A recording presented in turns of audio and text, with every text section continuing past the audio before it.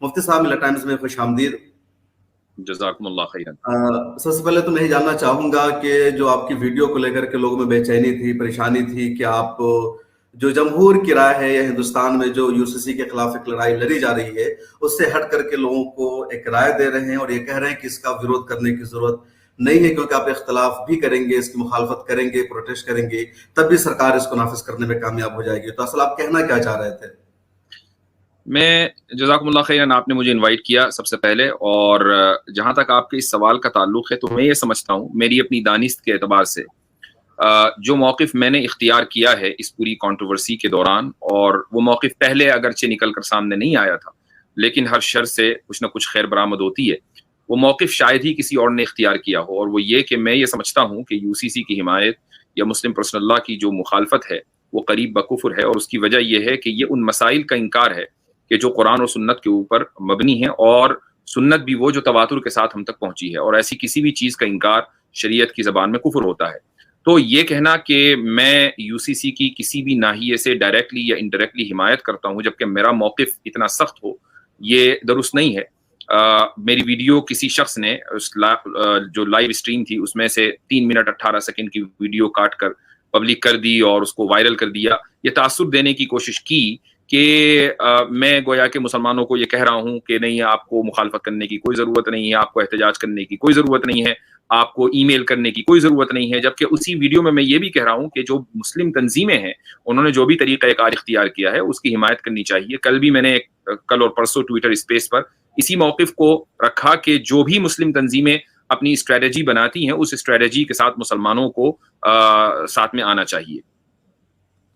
نہیں, اصل آپ کی ویڈیو سے میسج یہ چلا گیا کہ چونکہ آپ نے کہہ دیا کہ بی جے پی چاہے گی تو اس کو نافذ کر دے گی, آپ اس کو روک نہیں سکتے, تو اس سے لوگوں کو سمجھ میں آیا کہ جب حکومت پاورفل ہے, طاقت میں ہے, اس کے پاس اکثریت ہے, تو کوشش کرنا ایک طرح سے ضائع ہو جائے گی. تو اس وجہ سے لوگوں میں کہیں نہ کہیں میسج گیا ہوگا.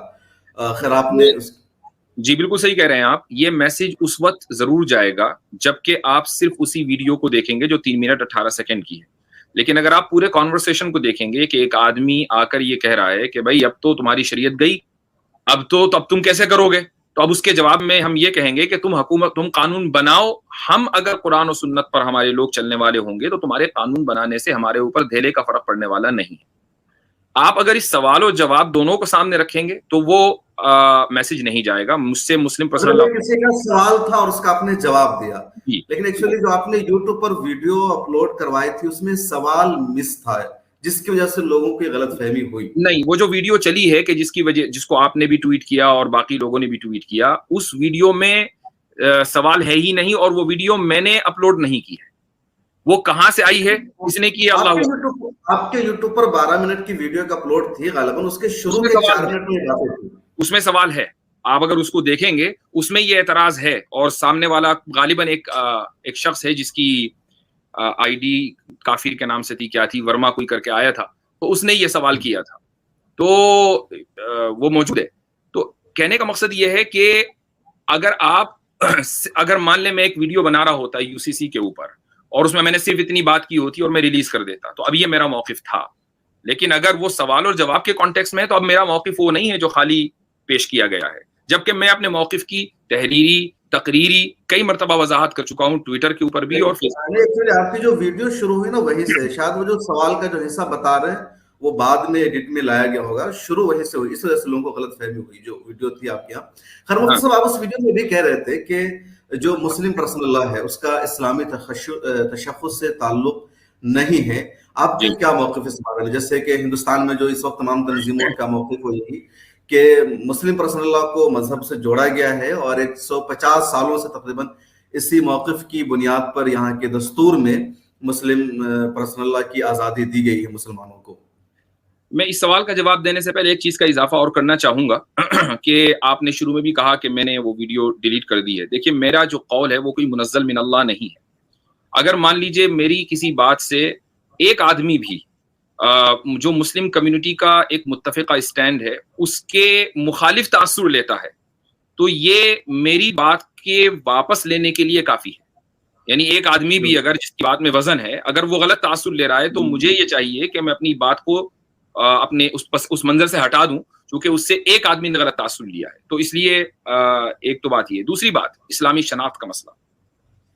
यहां मैं उसूली गुफ्तगू करना चाहूंगा और मुझे इख्तिलाफ होगा बहुत से मुफक्किरीन से और उलमा से, और वो ये कि हम जिस निज़ाम में रहते हैं, सेक्युलर निज़ाम में, चाहे वो आप इंडिया में रहें या अमेरिका में या बरतानिया, किसी भी दूसरे मुल्क में जहां जहां सेक्युलरिज्म है, हम अपने मसाइल को अपनी शनाख्त की बुनियाद पर उठाते हैं। ये कहते हैं कि ये हमारी शनाख्त है। मसलन हिजाब का मसला जब चला तो ये कहा गया कि ये एक इस्लामिक आइडेंटिटी है। ये जो आइडेंटिटी पॉलिटिक्स है, ये इस्लामी नुक्ता नज़र से बिल्कुल गलत है। उसकी वजह यह है कि इस्लाम में जो आइडेंटिटी का आप तर्जुमा करेंगे टेक्निकल टर्म में, वो है शिआर। तो अब हमारे जो शायर हैं उनमें मसलन अजान है, दाढ़ी है, टोपी है, ये हमारे शायर हैं कि जिनको देखकर ये लगता है कि हाँ भाई ये बंदा मुसलमान है। लेकिन मसलन नमाज पढ़ना, ज़कात देना, हज करना, इस्लाम का कानून विरासत, कानून वसीयत, रोज़ा रखना वगैरह वगैरह, जितने भी आइली या पर्सनल लॉज हैं, ये शायर या आइडेंटिटी नहीं है, बल्कि ये फ़राइज़ और वाजिबात के ज़िम्मे में आते हैं। और आइडेंटिटी की जो डेफिनेशन है, अगर आप गूगल के ऊपर थोड़ी सी भी सर्च करेंगे तो आपको मिल जाएगा कि culture and personal choices are the main points that forms personal identity. अगर सकाफत या जो जाती राय होती है वो पर्सनल एक इंसान की आइडेंटिटी बनाती है। तो जब हम ये कहते हैं कि जी ये हमारी आइडेंटिटी है, तो हम गोया कि ये बता रहे हैं लोगों को कि ये हमारी पर्सनल चॉइस है, और पर्सनल चॉइस में आपको इख्तियार होता है, आप करें तो भी ठीक है, ना करें तो भी ठीक है। तो फिर आपको पब्लिक ऑर्डर का हवाला दिया जाता है या इंस्टीट्यूशन के ऑर्डर का हवाला दिया जाता है, और ये कहा जाता है कि भाई आप अपनी पर्सनल चॉइस अपने पास रखें, अपने घर पर प्रैक्टिस करें। जब आप पब्लिक में आएंगे तो फिर आपको जो है वो कलेक्टिव ओपिनियन को फॉलो करना पड़ेगा। हम ये कह रहे हैं कि ये मसाइल हमारी शनाख्त यानी आइडेंटिटी का मसला नहीं है, ये हमारे इसेंशियल्स हैं, ये हमारे फराइज हैं। तो जब जिस तरीके से मान लीजिए अगर कोई हुकूमत ये कानून बना दे कि आप नमाज नहीं पढ़ सकते, तो क्या आप नमाज पढ़ना छोड़ देंगे? या अब ये कहा जाएगा कि नहीं, अब चूंकि हुकूमत ने कानून बना दिया, अब तो हम नमाज पढ़ ही नहीं सकते? ऐसा नहीं होगा। आप नमाज पढ़ेंगे, आप उसके लिए आखिरी दम तक जाएंगे, लेकिन नमाज पढ़ेंगे। ये मैंने एक मिसाल दी, क्यों? इसलिए कि नमाज फर्ज है। ऐसे ही जो और अहम इसकी अहमियत में इजाफा किया, और यही सबका मौक़िफ़ भी है कि जो मुस्लिम पर्सनल लॉ है वो मजहब का हिस्सा है। जिस तरीके से नमाज रोजा मजहब का हिस्सा है, उसी तरीके से इस्लामी निज़ाम के मुताबिक शादी करना या तलाक का होना या खुला के मसाइल या विरासत के मसाइल है, उसी तरह है। और यही लड़ाई चल रही, जो बीजेपी के लोग हैं वो मुसलमानों को ये कहकर भटका रहे हैं इन दिनों कि नमाज रोजा पर असर नहीं पड़ेगा और इसका उससे ताल्लुक नहीं है।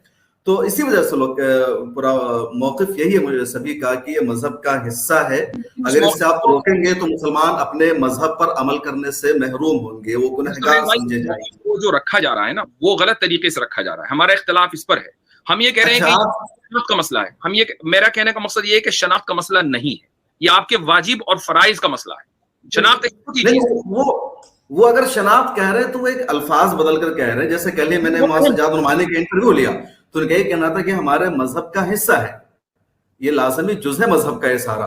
तो अंदाज अलग अलग है, क्योंकि आपने अपनी उस वीडियो में ये कहा कि मुस्लिम पर्सनल लॉ, इस्लामी तशख्खुस पर मुस्लिम पर्सनल लॉ के खत्म हो जाने से कोई असर नहीं पड़ेगा। नहीं, मैंने क्या कहा? मैंने ये कहा कि अगर आप समझते हैं कि मुस्लिम पर्सनल लॉ आपके तशख्खुस की बुनियाद है तो ये दुरुस्त नहीं है।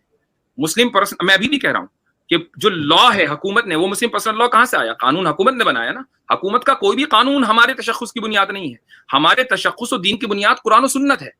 ये मुस्लिम पर्सनल लॉ हुकूमत का बना है, वो कानून नहीं है। असल दिक्कत कहाँ होगी कि कानून बन जाता है, यकीनन अगर कोई इस्लाम पर अमल करना चाहे कोई नहीं रोक सकता है, लेकिन कुछ मामले ऐसे आ जाते हैं जहां पर दुश्वारियां हो जाती है। जैसे शादी का मसला है, कोई दूसरी शादी करना चाहता है, अब अगर कोई मुसलमान नहीं है तो वो एक्स्ट्रा मैरिटल अफेयर्स के नाम पर किसी को रख सकता है। अब मुसलमान है तो वो दूसरी शादी नहीं कर पाएगा अगर कानून बन जाता है।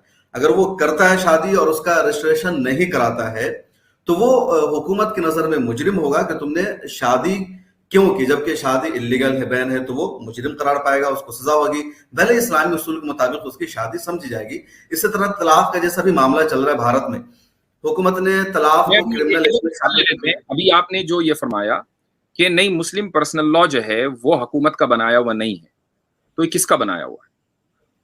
नहीं 1937 में जो शरीयत एप्लीकेशन एक्ट बना था तो उस वक्त के जो उलमाए किराम थे, नहीं वो एक्ट जितने अब्दुल्लाह देहलवी, मौलाना अबुल महसिन सज्जाद और कई सारे अकाबरीन थे, इनकी तो तजवीज़ें प्रॉपर बैठ करके एक मीटिंग की और बताया कि ये हमारे पर्सनल लॉज हैं, हमारे मामलों में इसी के मुताबिक फैसला करना होगा, इससे अलग हट करके नहीं। उसके बाद जब 1947 के बाद जब कानून बना दस्तूर साज असेंबली में, तो इसी को शामिल किया गया, अलग से इसमें कोई तरमीम नहीं की गई। तो ये तो मैं वही कह रहा हूँ कि ये जो एक्ट बना ये हुकूमत नहीं बनाया ना, चाहे वो उलमा की तजवीज पर बनाया हो या खुद से बनाया हो, बनाया तो हुकूमत नहीं ना। जी ठीक, अब अगर हुकूमत उस एक्ट को न बनाती तो क्या मुसलमान उस पर अमल ना करते?